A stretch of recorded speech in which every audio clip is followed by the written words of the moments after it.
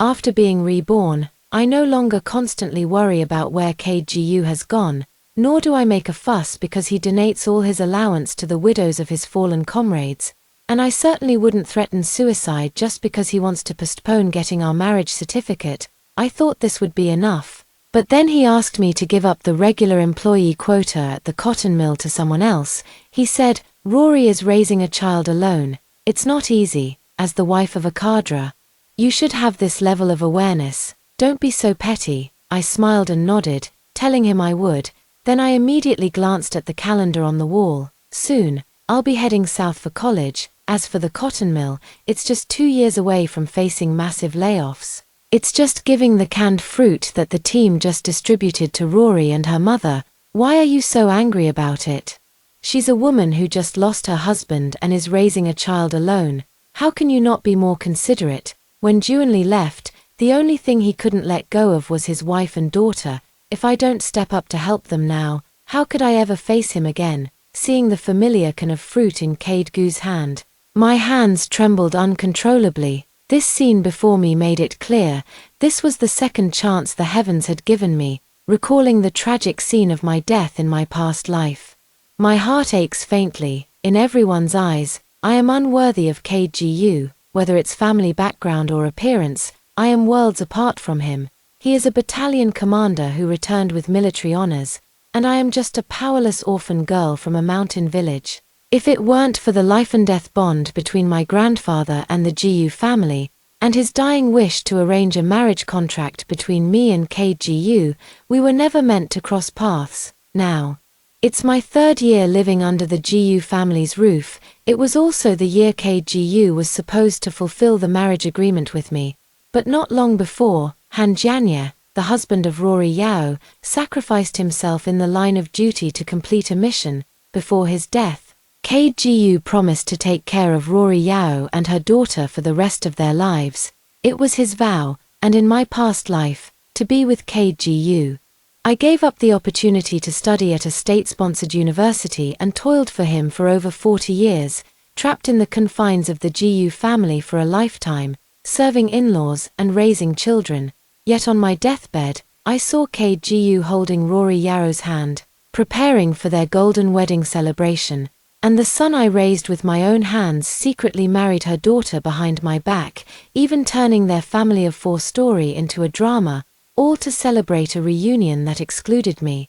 In that moment, the disdain of my in-laws, the neglect of my husband, and the contempt of my son, I feel so resentful. Why is it that when my in-laws were bedridden, I took care of them day and night, only to have my husband indulge in affairs outside? Why is it that the son I risked my life to bring into this world and raised would later force me to sign divorce papers, saying I'm not worthy of his father, and why should I waste my entire life for them in vain, with my last breath?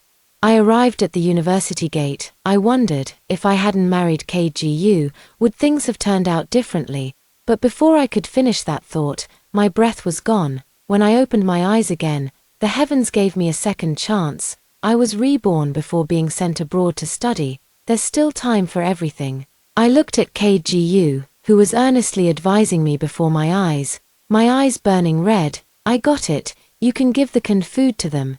KGU was clearly taken aback, covering the corner of his mouth with a clenched fist and coughing lightly twice. Don't worry, next time, I won't take it away again. This line, I'm familiar with, just like in my past life when they forced me to give up my room. I didn't respond to him. Nor did I bother to explain that the canned food was prescribed by my doctor for my recent respiratory issues. Instead, I turned and walked out. The calendar on the wall showed that today should be the final day for registration. Now, the admission letter hasn't arrived yet, and all mistakes return to square one. But I have the chance to set everything right. This time, I absolutely won't be foolish for a lifetime. Chapter 2, I jogged all the way and hurried to the office of the factory director. Director, I've made up my mind. I want to go to university. The director looked shocked, then asked tentatively, are you sure? If you go, it'll be 5 years before you can return, and it's in the south. Though you're the most skilled in our factory, and it's a shame to lose you, It's understandable if you can't bear to leave since you're about to marry Battalion Commander GU. Everyone thought I wouldn't leave KGU to go to school in the south, but having lived a second life, how could I possibly stop for him and waste my entire life? Director, I've thought it through clearly. I want to go to school. As for KGU, he must want me to become better too. In the end, the director agreed. They said the admission letter and train ticket would be given to me in a couple of days, urging me to hurry home and pack. As I had only 1 week left before registration, I breathed a sigh of relief and, upon leaving the factory office, spotted them in front of the state-run store. KGU was pushing a bicycle, accompanying Rory Yarrow and her daughter Junjun as they shopped. The man, dressed in military uniform, stood tall and straight, exuding an air of heroic vigor. The woman wore a red dacron dress, displaying her gentle and refined nature, graceful and charming. Meanwhile, their daughter Han Junjun clung to KGU's arm, affectionately calling him Daddy GU. To an outsider, they might appear to be a blissful family of 3, at the moment. I pretended not to see them and walked straight past, but the sharp-eyed Rory Yarrow stopped me in my tracks. Little sister Naira, please don't misunderstand, it's just that Junjun has been acting up lately, always asking me where her father is. So brother GU kindly said that from now on, he would be Junjun's father. Before I could respond, KGU quickly chimed in to reassure. No, Naira isn't that kind of person, she's the most tolerant and generous, don't overthink it. I smiled sarcastically. In my previous life, Rory Yarrow's daughter, Han Junjun, also called KGU dad for a lifetime. At first, I felt uncomfortable too. I argued with KGU several times. But each time he would say that Junjun's father sacrificed himself for the country, and that they, a widow and her orphan, were pitiable. As the battalion commander's wife, I should be understanding. Just like that, I gritted my teeth and swallowed the pain, understanding them for a lifetime. But who has ever understood me in return? At this thought, a faint smile curled at the corners of my lips as I proactively replied. Of course not. Junjun calls him dad, and I fully support it. KGU furrowed his brows slightly upon hearing this. Perhaps he hadn't expected me to be so magnanimous today, as his probing gaze turned toward me.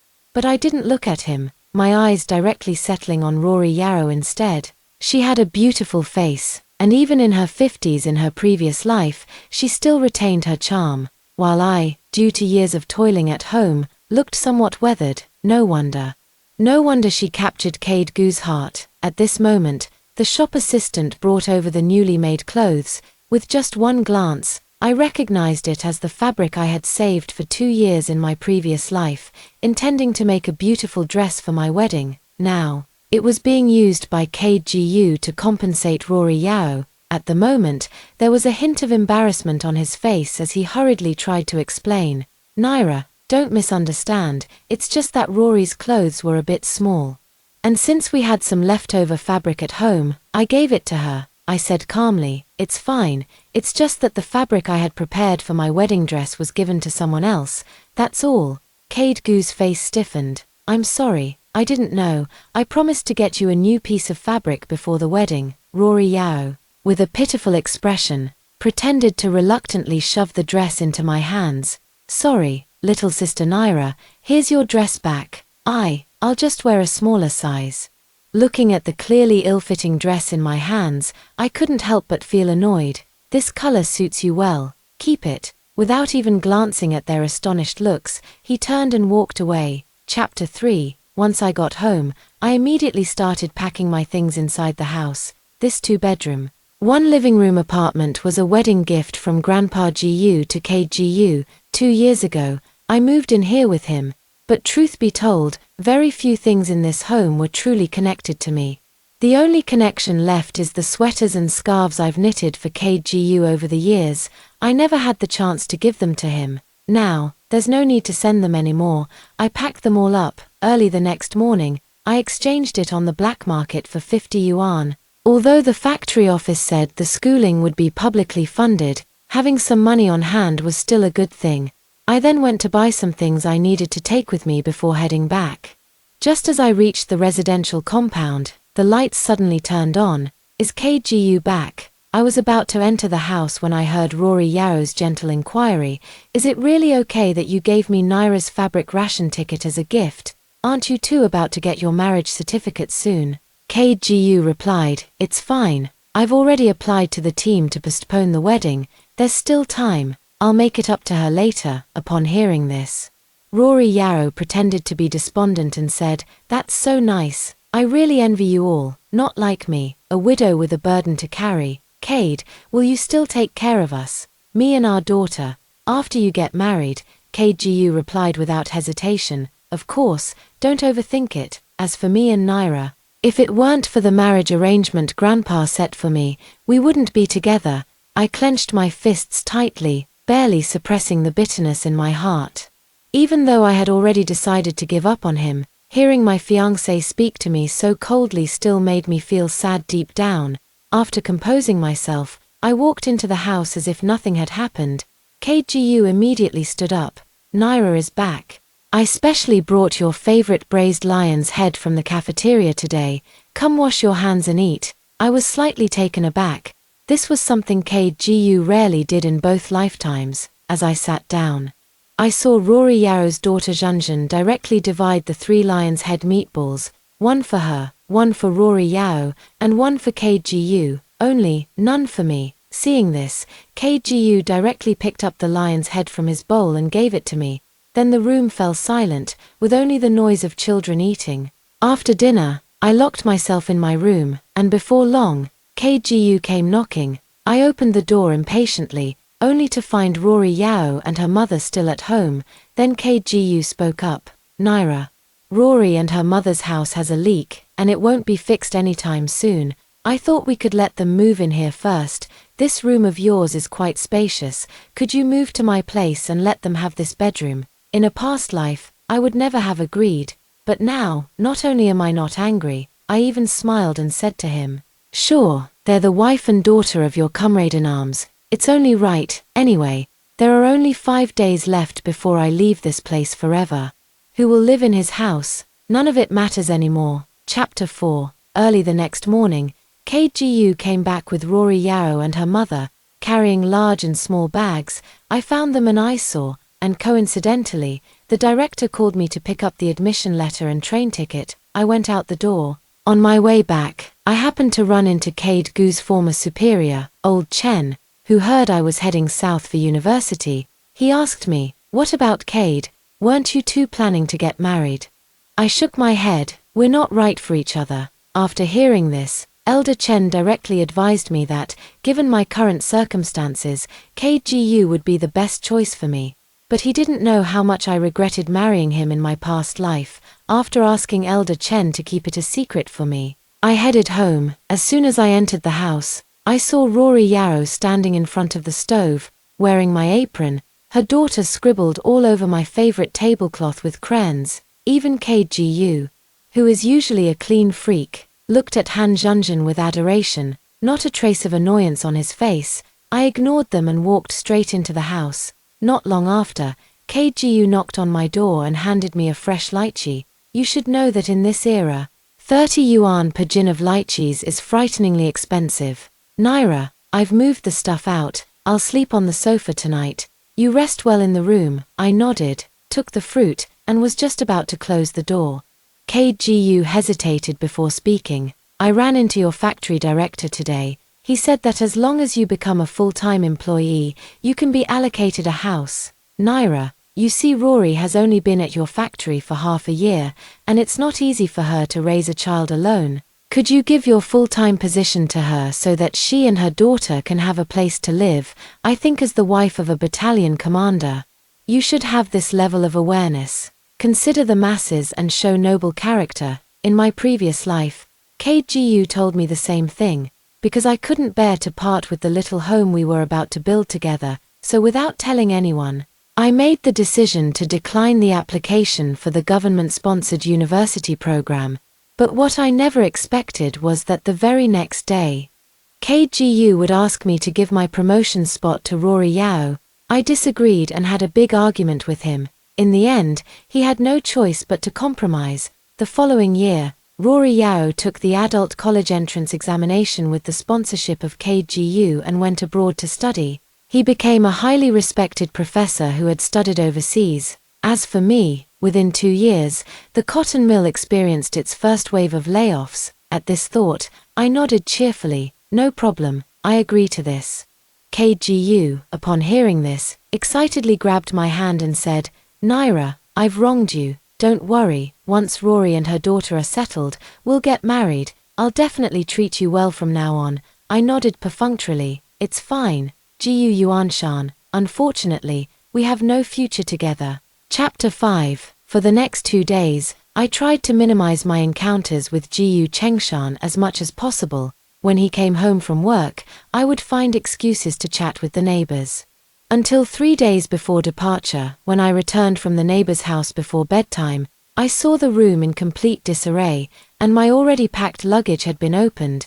The assessment piece that was inside has now inexplicably disappeared. Startled, I hurried to the next room, and sure enough, Han Zhenzhen was holding a pair of scissors, cutting my assessment piece into shreds and scattering them everywhere. Seeing my wide-eyed expression, she showed no fear at all. Instead, she raised the fabric in her hand and said, Auntie, your fabrics are so beautiful. I've made them into clothes for the dolls. Look, before my eyes, the grimy doll was wrapped in the very piece of gauze I treasured most. Right now, it's full of holes. My mind buzzed and exploded, and I snatched it away. Who said you could touch my things? Han Zhenzhen was startled by my sudden action and immediately burst into tears. You wicked woman, how dare you hit me? I'll tell Daddy Jiu to kick you out.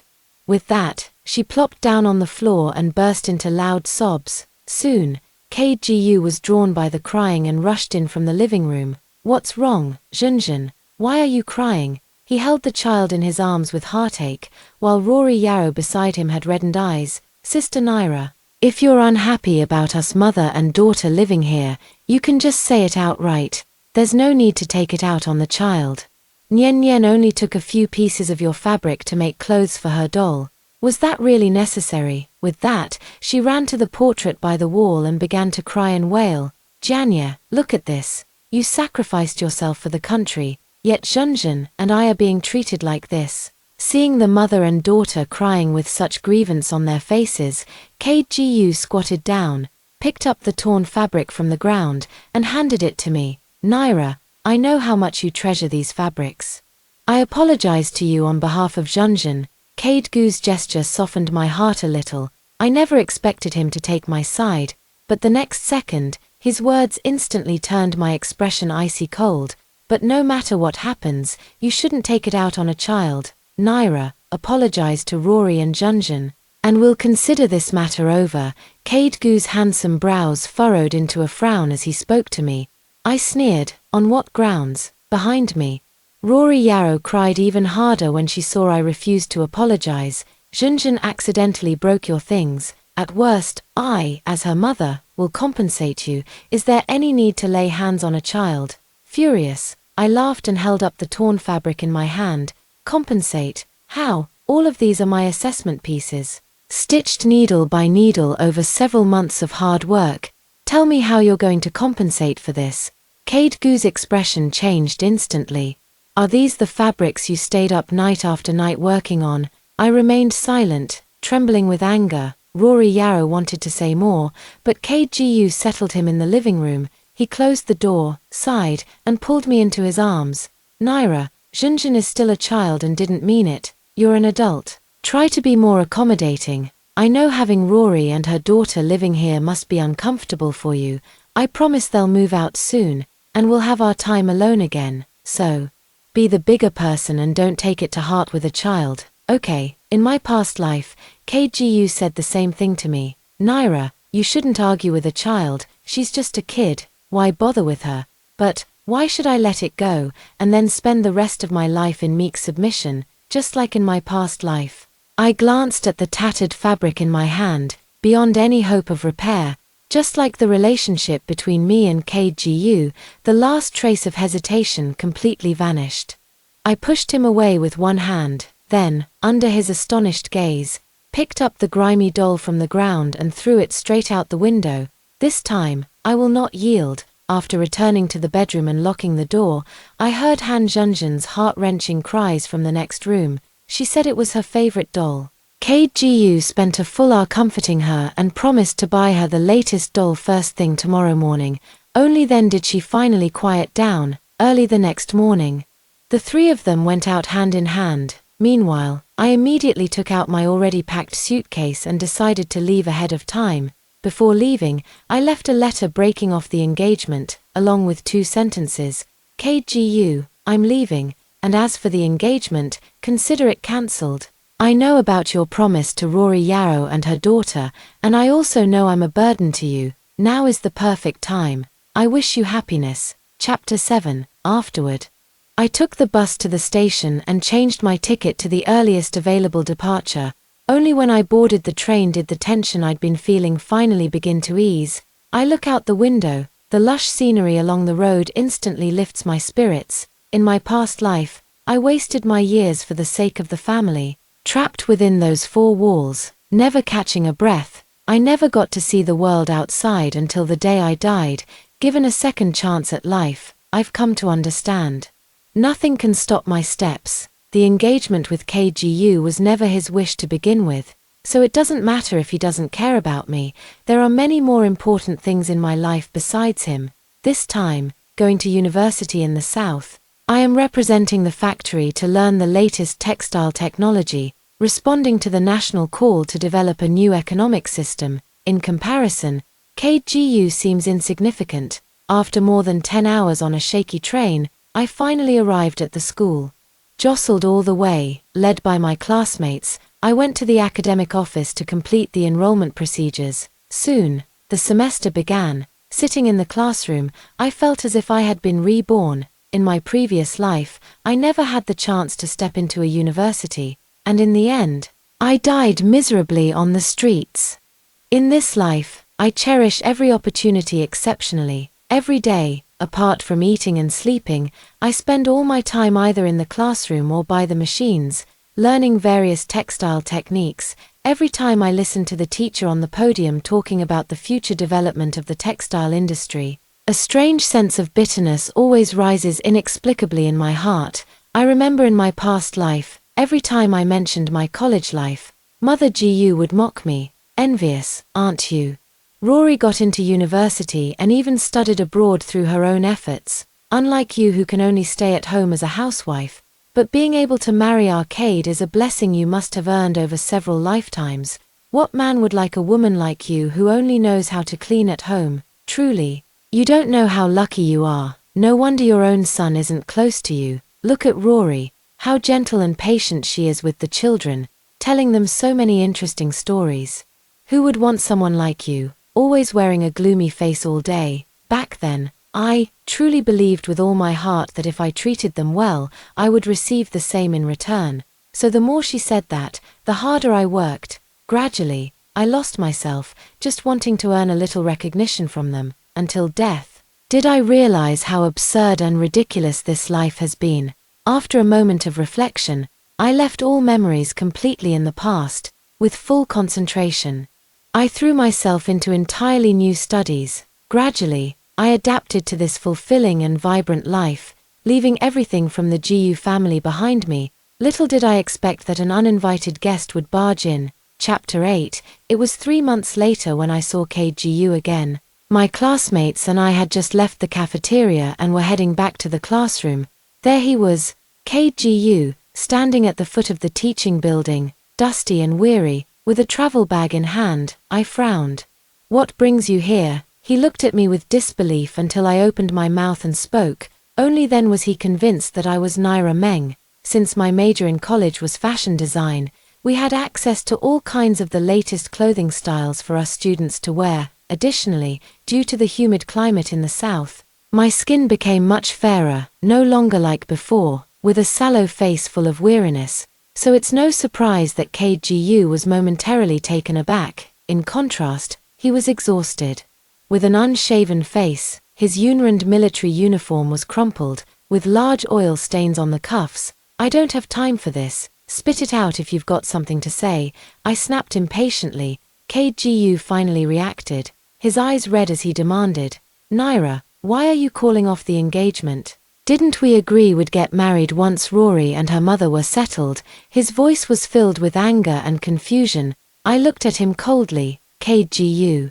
When did I ever say I would go get the marriage certificate with you? Besides, you postponed the registration without notifying me, so I think the note I left before leaving, stating the cancellation of our engagement, was formal enough. KGU asked in confusion. Why, Naira? Wasn't our engagement mutually understood? If it's because of that incident last time when Junjun accidentally cut your fabric, I apologize on her behalf.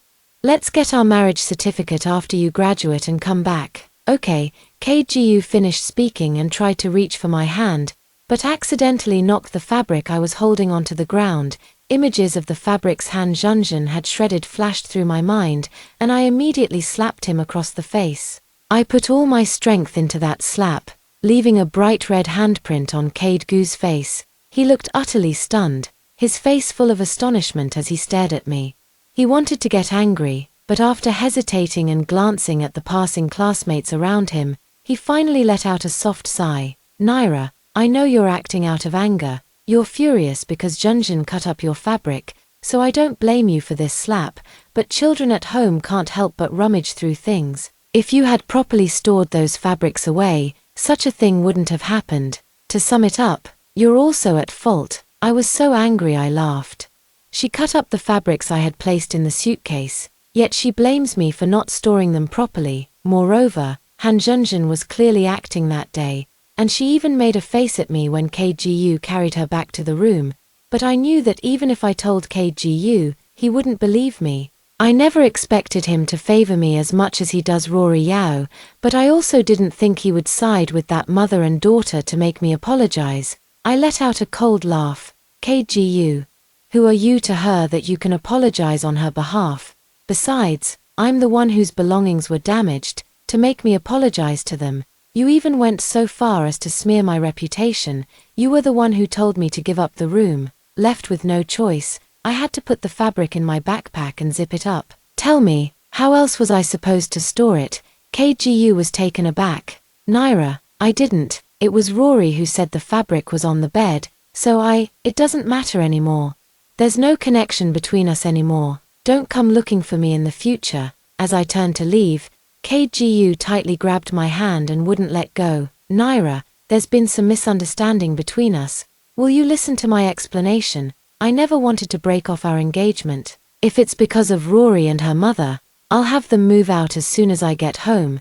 Can we just make this work? I scoffed. KGU, how dare you say such things? You may not have thought about breaking off the engagement, but being with me, you see me as a burden, don't you? I heard what you said to Rory Yarrow that day. If it weren't for the engagement, we wouldn't be together. Then now, I'll grant your wish, grant the wishes of all three of you as a family. Chapter 9. As I uttered these words, I felt incredibly relieved. No anger, no resentment, truly only ease and joy. KGU, however, stood frozen in place, suddenly looking up. Naira, you misunderstood. That day, I was just speaking carelessly. I never once thought of not bringing you home as my wife. As for Rory and Junjun, you know I promised Janya before he died that I would take care of them. It's also a task assigned to me by the military. Between her and me, it's completely innocent. I swear on my honor as a soldier that there's absolutely nothing between us. In my past life, KGU told me the same thing, that there was nothing between him and Rory Yao, and that he just pitied the mother and daughter. But after marriage, Rory Yao always came first in everything. Even when our child was born later, during my difficult labor, KGU was with them, playing in the park. Later, the son I risked my life to bring into this world was gradually pulled away from me, step by step, growing distant. And then, the news of my son's marriage to Han Junjun, I only found out after the wedding was over. How ridiculous. Thinking about my past life, those days when I pretended to be magnanimous left me in tears every day. It was truly exhausting. But now, I don't have to pretend anymore, because I genuinely don't care. With an expressionless face, I looked at KGU and said, "She is your promise to a comrade in arms. It's only right that you treat her well." But KGU, I can't tolerate my husband abandoning me time and again for another woman. Let it be then. From now on, you live your life, and I'll live mine. We won't interfere with each other.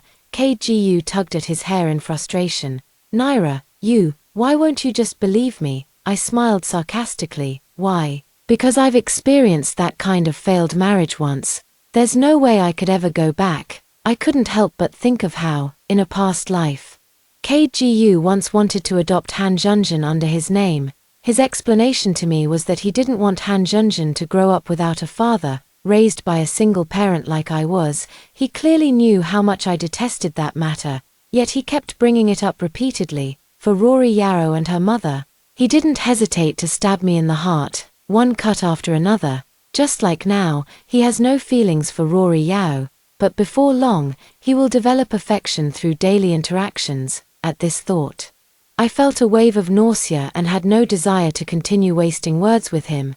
KGU, stop talking. I've made up my mind to break off the engagement. After leaving you, I realized how truly wonderful the world outside can be. The Naira Meng who once followed behind you is dead. Go away. Let's not see each other again. With that, I turned and walked away without looking back. The next second, KGU tried to rush over and grab me, but someone seized his arm. Classmate Meng, are you okay? I saw him harassing you. Chapter 10. The person who arrived was my senior from the same department, Liang Yuanju.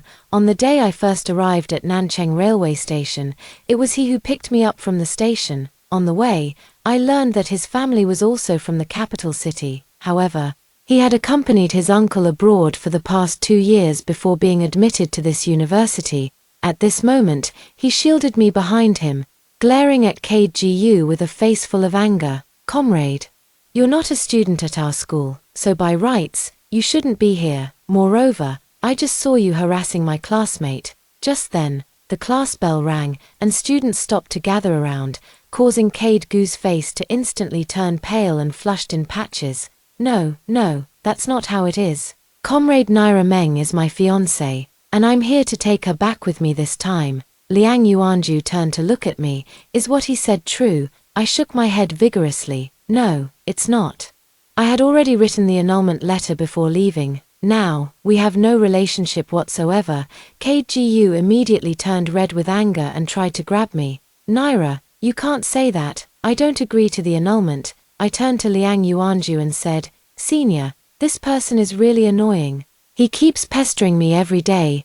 Could the student union please have him removed? Liang Yuanju nodded at me and then asked a fellow student nearby to call the security office. Soon after, KGU was sent back to Beijing on the grounds of harassing students, but he still wouldn't give up. Day after day, he sent me registered letters, forcing me to go to the post office to retrieve them. In the letters, he said, Naira, whether you believe it or not, Rory Yao and I really have nothing to do with each other. Study well at university in the south, and I'll wait for you to come back before we get our marriage certificate. I'll pretend the broken engagement never happened.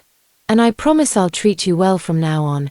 KGU's promises have always come easily. In my past life, he told me the same things countless times. Yet in the blink of an eye, isn't it just you and Rory Yao being all lovey-dovey? After tearing all the letters to shreds, I changed the telegraph number. From now on, these letters will be sent elsewhere. Just don't bother me again. That's all. This lifetime, I will never have anything to do with him again. Chapter 11. Finally, free from KGU's harassment, I could once again focus on researching textile technology. Watching ordinary pieces of fabric transform into beautiful garments of various styles under my craftsmanship fills me with an immense sense of achievement. Besides this, there's another person who frequently appears by my side. It's my senior brother, Liang Yuanju. At first, he said he was afraid KGU might come back to disturb my life, so he took it upon himself to pick me up and drop me off every day. Plus, the campus was huge, and sometimes he would even give me rides between buildings on his 28-inch bicycle. Later, he started frequently bringing me gifts, but I never accepted any of them. I knew he liked me. After all, those adoring eyes were impossible to ignore. He also said that the resilience in me, which he found deeply feminine, strongly attracted him. I smiled without saying a word. Having been reborn, I only wanted to focus wholeheartedly on my studies. As for love, let's talk about it later. Right now, I don't have the courage to start a new relationship. Finally, after 5 years, my university exchange program came to an end. I became an outstanding graduate and gave a speech to the new students on stage. When the fashion sketches I designed were displayed on the stage, cheers erupted from the audience below. At the same time, I realized my dream. I won several domestic and international fashion design awards. After the graduation ceremony, I declined offers from foreign companies and chose to return to Beijing to pursue my career. After all, my 5 years of university were sponsored by the factory, and now it's time to go back and shine. Unexpectedly, as soon as I stepped out, I ran into Liang Yuanju holding a bouquet of flowers. He knelt on one knee and said to me, "Naira Meng, I know you've had setbacks in love before, but I still want to say to you, I like you. Would you be willing to be in a relationship with me? I will love you with my life." His silent companionship over these 5 years, never intruding, has gradually made my heart succumb. Amid the teasing of classmates, my heart finally found its home. I will. Chapter 12. The next day, Liang Yuanju and I boarded the train back to Beijing together. On the way, we ran into Sister Wang from the old cotton mill, who had gone into business. She told me that KGU and Rory Yao got married last year. From his mouth, I learned that after KGU returned to Beijing from school, he rented a separate place outside for Rory Yao and her daughter, although Rory Yao repeatedly insisted it wasn't necessary to waste money and that she and Zhenzhen could just stay in the house.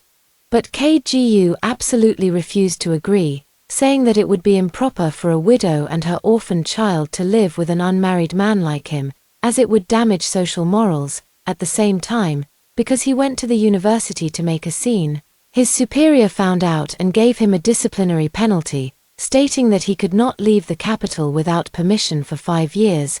That's why he tried to write me a letter, hoping to seek my forgiveness. After that, from time to time, Rory Yao would use the excuse that Han Zhenzhen was unwell or being bullied to call KGU to their home. Once, during the Mid-Autumn Festival, they got KGU drunk, and the two ended up sleeping in the same bed.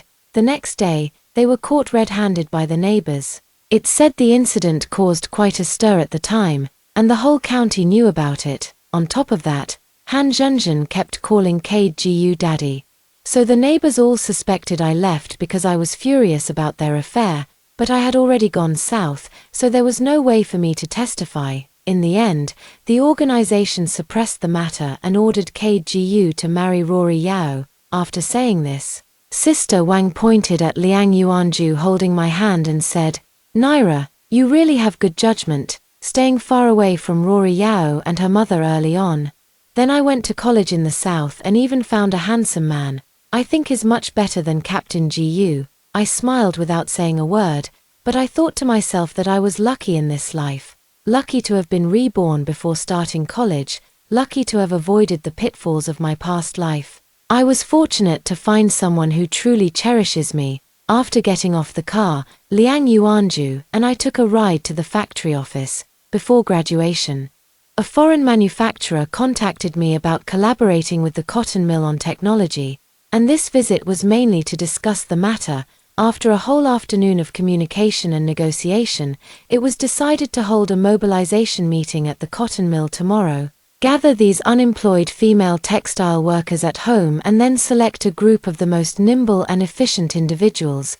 When the clerk handed over the list of unemployed workers, I immediately spotted Rory Yao's name. Just like me in my previous life, she was among the first batch of laid-off employees. I raised an eyebrow but didn't say much. Early the next morning, I had just arrived at the cotton mill with Liang Yuanju. A familiar voice came from behind. "Naira Meng, you actually came back. I'm warning you. KGU and I are already married, so stay out of it." Rory Yao wore a smug expression. Suddenly, he recalled today's meeting. "What's the matter? Did you hear that our factory has designers returning today for a mobilization meeting, and now you're shamelessly trying to muscle in for a piece of the action? Don't forget, you haven't been an employee of our factory for 5 years now." Liang Yuanju, standing nearby, wanted to step forward. But I grabbed his arm to stop him. Then he spoke calmly. Forget? How could I forget? Wasn't it me who gave you the promotion spot out of pity? Rory Yao, upon hearing this, became furious and pointed at my face, ready to unleash a torrent of abuse. At that moment, the factory manager happened to step out of a nearby car and pointed at Rory Yao, saying, "How dare you? You have the audacity to shout at the new designer." Rory Yao froze in place upon hearing it, speaking in disbelief. "What, you mean, the new designer, is Naira Meng?" Chapter 13. Rory Yao completely changed his previously domineering demeanor and spoke to me with a fawning expression. "Sister Naira, I must have been momentarily mistaken just now. Please don't be angry. You must help us this time. In the 3 years since the layoff, our family has relied solely on Cade's allowance. It's been truly difficult." After speaking, she took another step closer and whispered in my ear, "When selecting female workers later, you absolutely must choose me." I smirked sarcastically, pushed her aside without hesitation, and entered the factory with Liang Yuanju. During the meeting, I took out the dress I brought back from the south and explained the stitching details inside. Then, I demanded everyone to make an inner lining within half an hour. While waiting, I walked around the cotton mill, the place where I had struggled in my past life. In no time, someone had already finished. After I finished selecting all the candidates, I had the clerk, Xiao Li, announce the list of those who would stay in the computer room. Not long after, loud commotion erupted downstairs. "Naira Meng, let me tell you, this is what you call retaliation. You're just jealous that I married KGU and pushed you, the child bride, out of the picture. And here I thought you were kind-hearted, but turns out you're nothing but a vile woman." Rory Yao cursed in a fit of rage, prompting the factory leadership to call security to escort her out and ban her from ever being rehired. Before leaving, I had Xiao Li fetch the lining she had made and threw it at her. "This is your level, Rory Yao. Even a fresh graduate girl performs better than you, so why should I hire you? This isn't a charity." After hearing this, Rory Yao broke free from the guards, pulled out a small knife from his pocket, and charged at me. At the critical moment, a pair of hands tightly gripped the blade. Blood gushed out. KGU glared coldly at Rory Yao and shouted angrily, "You're just a madman. Harassing me is one thing, but now you're hurting Naira too." Rory Yao, wounded by his disdainful gaze, crouched on the ground and sobbed bitterly. "It's all because you pushed me to this. Don't think I don't know you dream about her every day. Now that she's back, what about me? What about Zhenzhen?" KGU threw the knife aside and was about to speak when the guards arrived upon hearing the commotion, handcuffing Rory Yao's hands.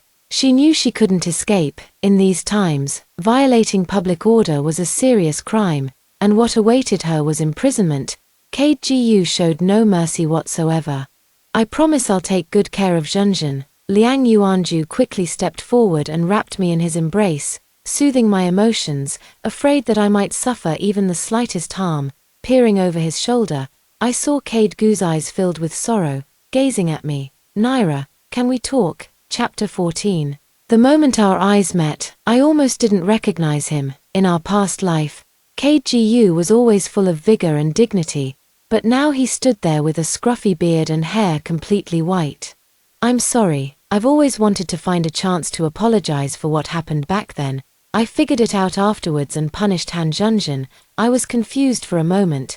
Can we start over now?" I sneered.